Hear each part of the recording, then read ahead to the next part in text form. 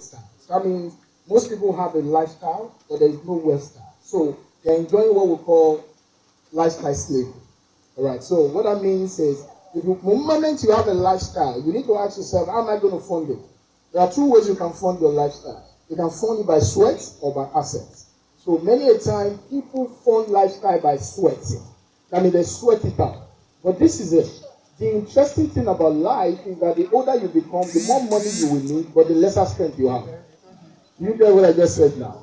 The older you become, the more money you need, but the lesser what you have. So if you have not built something else that can take place of that strength, you will not find that once upon a time, they call them old money. They say that man, old money. You used to have money.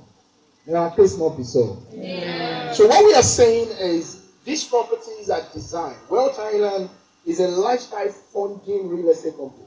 So what that means is that we design all our properties to fund lifestyle for people, so that people can buy things and ultimately their life can be funded.